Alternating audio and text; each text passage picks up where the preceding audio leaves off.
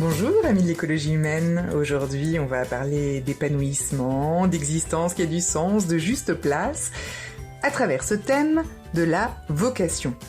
Et c'est Anne-Françoise Caille qui est coach chez Talent et Trajectoire qui va nous permettre de comprendre comment entendre cet appel intérieur qui nous met en mouvement.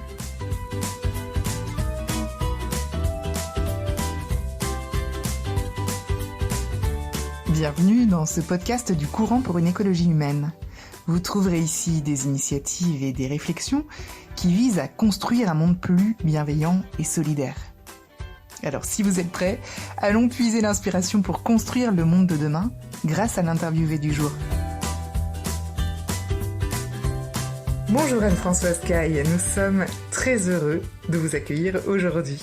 Alors que pouvez-vous nous dire sur vous en guise de présentation ? Je suis une personne qui a toujours aimé accompagner les autres, que ce soit dans l'enseignement dans lequel j'ai travaillé pendant 17 ans ou aujourd'hui dans l'accompagnement professionnel. Je pense que c'est ce qui me caractérise, c'est accompagner les personnes. Avec joie, je rajouterais. Et vous, comment est-ce que vous êtes devenu coach ? Je suis devenue coach en bilan de compétences il y a une dizaine d'années suite à un burn-out. J'étais directrice d'une école et je me suis épuisée. Et du coup, une amie m'a envoyée vers ces coachs talent trajectoire et j'ai fait un bilan de talent et en fait, j'ai voulu en faire mon métier tellement j'ai trouvé ça exceptionnel. Diriez-vous que nous avons tous une vocation ? D'ailleurs, peut-être est-ce qu'on peut commencer par définir ce qu'est une vocation selon vous ? Alors, comment je définirais le terme de vocation ? Ma vocation, déjà, c'est appeler. Je pense qu'il y a quelque chose d'intérieur à la vocation, qui est naturel à chacun. Et effectivement, je pense que toutes les personnes humaines ont une vocation. Et que cette vocation, elle s'exprime non pas dans un seul métier, mais quelles que soient les activités professionnelles. Et je pense que cette vocation, c'est le fil rouge de tout ce qu'on fait dans le travail. Et toute la question du sens, c'est cette question de la vocation. C'est à quoi je suis appelée, quel que soit le travail que j'ai à réaliser. Et tout le monde a une vocation. C'est lié à notre singularité. Y a-t-il des signes qui révèlent que l'on est en train d'accomplir sa vocation ? Quels sont les signes qui montrent qu'on est dans notre vocation ? Il y a d'abord la joie. C'est une joie très intérieure et elle signifie qu'on est aligné avec ce qu'on fait et donc on a du plaisir à agir, on a du plaisir à travailler et là déjà c'est le premier signe. Il y a un autre signe qui est la paix. Quand on est paisible, on sait que effectivement on est dans notre vocation. Il n'y a plus de doute sur ce qu'on doit apporter. Il peut y avoir des petits doutes sur la manière de le faire, mais en tout cas on se sent à notre place. Et ça, c'est un signe majeur de la vocation. Je dirais joie et paix, qui sont pour moi les deux signes principaux de la vocation et de ce qui signifie qu'on est à notre place. L'inverse est d'ailleurs peut-être vrai également. Il y a peut-être des signes très clairs qui révèlent que l'on n'est absolument pas dans sa vocation. Il y a des signes clairs, notamment une grosse fatigue. Quand on a une grosse fatigue psychologique et même physique, alors il peut y avoir des contextes extérieurs, mais ces contextes extérieurs participent aussi au déploiement de notre vocation. Donc en fait, le fait qu'on ait du mal à se lever matin, c'est déjà un signe qu'on n'est plus dans notre vocation. Bon, indépendamment des petits aléas de la vie où on peut être fatigué par période, mais si c'est prolongé, c'est qu'on l'est plus. Un autre signe, c'est qu'on a l'impression de ne plus rendre service. La vocation, c'est aussi la question de l'utilité. Quel est le service que j'apporte ? Et si j'ai l'impression de ne servir à rien, alors là, j'ai vraiment l'impression de ne pas être dans ma vocation. Pour moi, c'est vraiment clé, ça aussi. Anne-Françoise Caille, est-ce que vous faites une différence entre vocation, passion et métier ? Effectivement, le métier, c'est un moyen d'exprimer sa vocation, mais on n'est pas fait pour faire un seul métier. Par contre, on a une seule vocation. Notre vocation peut s'exprimer dans plein de métiers différents. Alors bien sûr, il faut être dans ses talents naturels, c'est-à-dire qu'il faut qu'on puisse exprimer qui nous sommes, mais il y a la raison pour laquelle on le fait. Et pour vous donner un exemple, j'ai des collègues qui sont attachés à la vérité et qui ont envie d'accompagner les personnes dans la recherche de la vérité. J'ai d'autres collègues qui, eux, c'est la question de la réparation qui les intéresse. Et ils ont envie que les personnes, à travers un accompagnement, puissent réparer quelque chose de leur vie pour avancer. Moi, c'est la question de la beauté qui me porte, c'est-à-dire que j'ai envie que les personnes se rendent compte de leur beauté et participent à la beauté du monde. Ça, c'est ce qui me porte depuis toujours. J'ai mis du temps à mettre des mots dessus, mais c'est ce qui me porte. Et donc, cette vocation, on peut l'exprimer dans plein de métiers différents. Et la passion est un aspect aussi de la vocation, mais c'est assez restrictif. La vocation, c'est vraiment le pourquoi. Pourquoi on fait les choses et quel est le fil rouge de tout ça. Selon vous, qu'est-ce qui fait que c'est si difficile pour tant de personnes de trouver leur voie, de trouver du sens en fait à leur vie professionnelle? Je pense que la question du sens, on ne se la pose pas de la bonne manière. On voit beaucoup de gens qui viennent nous voir et qui nous disent je suis fatigué parce que je ne trouve pas le sens de mon travail. Mais il y a plusieurs dimensions qui s'imbriquent dans cette question du sens. Il y a la question de notre vocation propre, qui est le sens intérieur qu'on a envie d'apporter dans le travail. Il y a la question aussi de la finalité de l'entreprise dans laquelle on travaille, dans le contexte dans lequel on travaille. Et il faut que notre vocation propre rejoigne la finalité de l'entreprise. Sinon, là, il y a la question du sens se repose. Il y a la question aussi de la relation qui vient aussi dans cette question du sens, qui fait que si je suis toute la journée devant mon écran, quelquefois je peux perdre le sens du pourquoi je le fais, puisque nous sommes des êtres de relation. Donc cette question de relation, elle fait partie du sens aussi. Donc on voit bien qu'il y a 3 dimensions un peu dans cette question du sens. Il y a la question du service que j'apporte, la question de l'expression personnelle dans un travail et la question de la relation. Et souvent, on n'en identifie qu'une seule et pas forcément les 3. Et du coup, c'est compliqué de mettre des mots sur cette question du sens pour chacun. Quels sont les blocages les plus fréquents pour déployer sa vocation? On a beaucoup de freins à déployer sa vocation parce que déployer sa vocation, ça engage tout notre être. Et donc, il y a vraiment un enjeu qui nous dépasse, qui en même temps attire énormément et qui en même temps effraie. C'est souvent, quand il y a les deux, une grande peur, mais en même temps un enthousiasme qu'on sent tapis au fond de notre intérieur. On se dit qu'il faut y aller, mais il y a quand même tous ces freins-là qui apparaissent. Et puis, ça peut être du coup des freins financiers et des freins liés à la sécurité. On imagine toujours que quand on est dans notre vocation, on va mal gagner sa vie. Je sais pas pourquoi, il y a quelque chose toujours qui est lié à ça. Il y a des freins d'ordre de reconnaissance. C'est-à-dire, est-ce que si je suis vraiment dans ma vocation, je vais être reconnue par les personnes qui m'entourent? Est-ce que on va me prendre au sérieux? Donc cette question du regard des autres et de la reconnaissance, elle est vraiment importante. Et puis il y a la question de notre histoire, de tous les blocages qu'on a pu avoir, qu'on n'a pas forcément débloqués.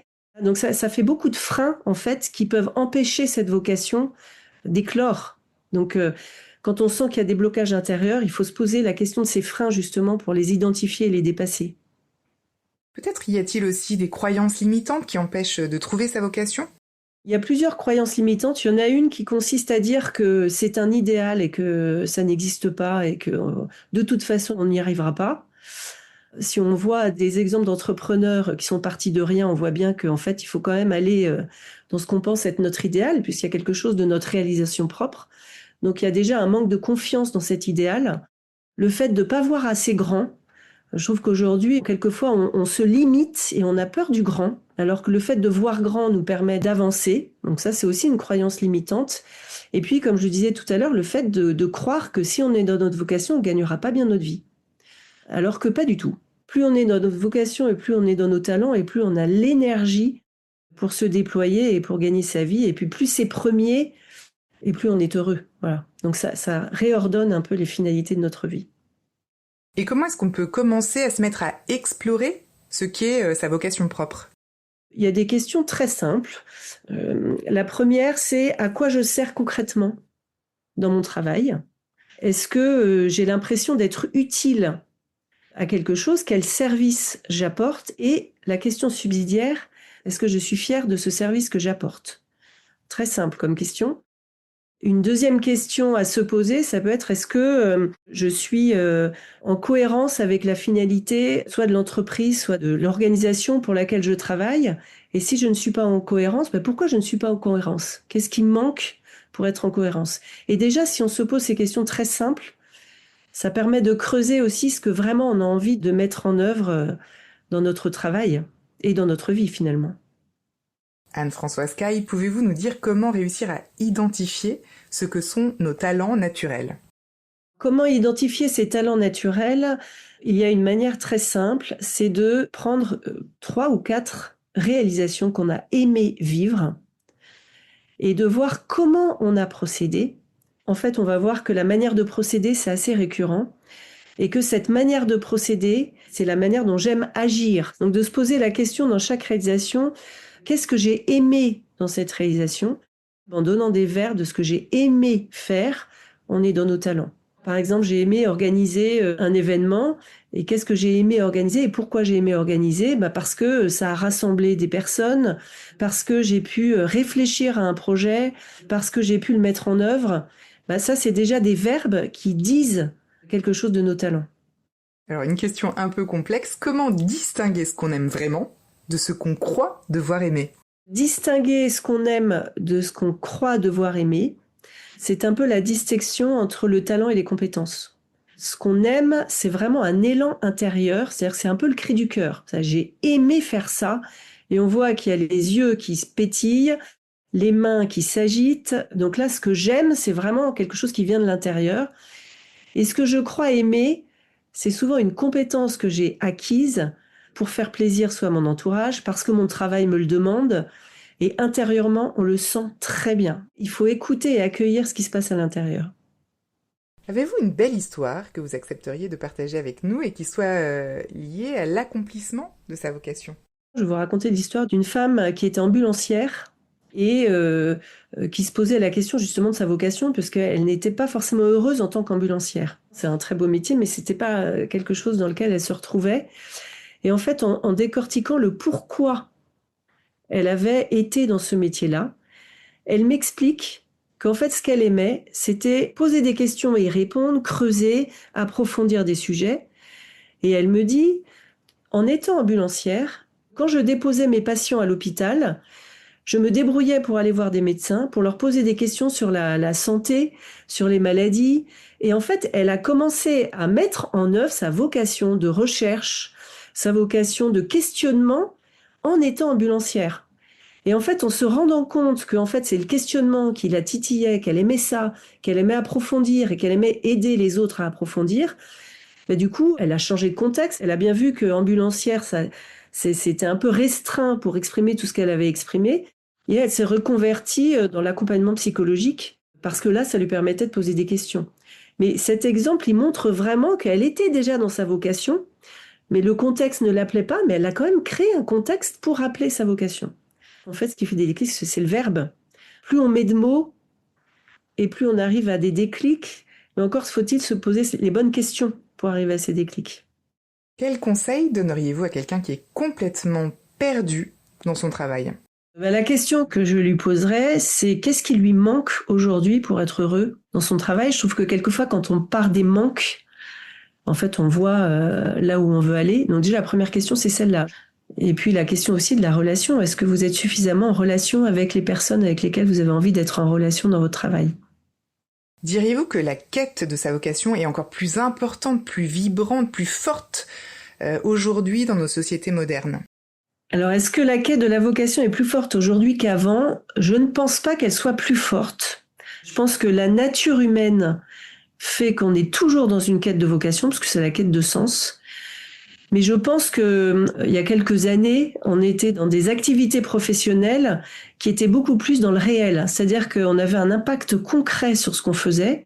Ça produisait quelque chose de visible et on voyait tout de suite l'utilité de ce qu'on faisait et de ce qu'on apportait. Aujourd'hui, il y a beaucoup de choses qui sont digitalisées. Il y a beaucoup d'outils. Et plus on utilise d'outils et plus on est éloigné du sens et de la réalité et du pourquoi. Et d'où la quête de sens qui paraît plus forte aujourd'hui. Je pense qu'elle est réelle aujourd'hui, mais parce qu'on est de plus en plus coupé du réel. Pensez-vous que le travail a un rôle dans l'épanouissement de la personne? Que ce soit aujourd'hui ou hier, le travail a un rôle fondamental. C'est-à-dire que le travail, c'est pas forcément un travail qui est rémunéré.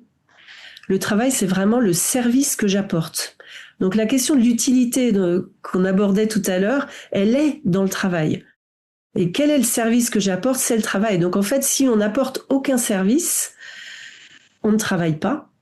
Et du coup, on se sent inutile. Donc en fait, le travail est fondamental dans une vie humaine. Et même quand on est à la retraite, on travaille.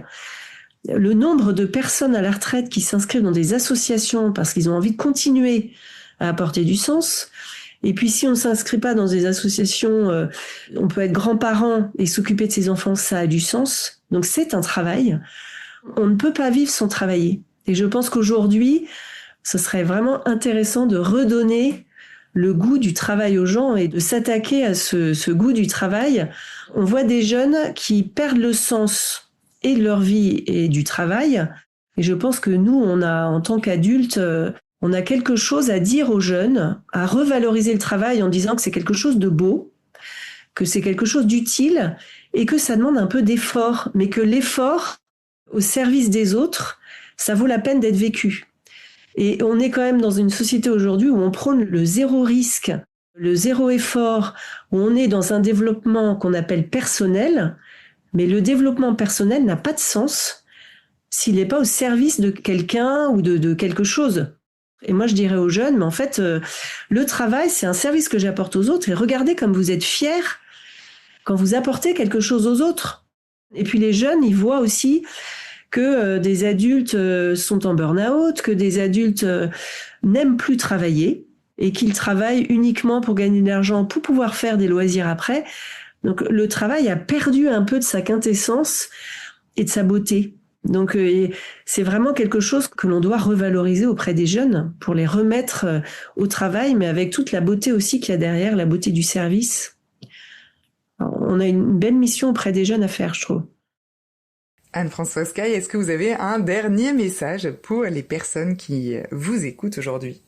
Cherchez ce qui vous rend heureux au travail et nommez ce qui vous rend heureux au travail et partagez-le aux autres. Voilà, parce qu'on a besoin d'exemples. Donc je dirais cherchez, nommez et partagez ce qui vous rend heureux au travail. Merci beaucoup Anne-Françoise Caille d'avoir pris le temps de répondre à nos questions sur la vocation. On peut donc bénéficier de votre accompagnement grâce au réseau de coachs Talent et Trajectoire. Et merci aussi de nous rappeler qu'il est nécessaire de partager au plus grand nombre des exemples de bonheur au travail. Car oui, c'est effectivement un lieu d'accomplissement très important, le travail donc pour l'être humain. Chers auditeurs, merci de votre écoute. Si vous avez apprécié cet épisode, n'hésitez vraiment pas à le partager autour de vous. Pour suivre nos actus ou vous abonner à notre newsletter, on vous donne rendez-vous sur www.écologihumaine.eu. À très bientôt donc.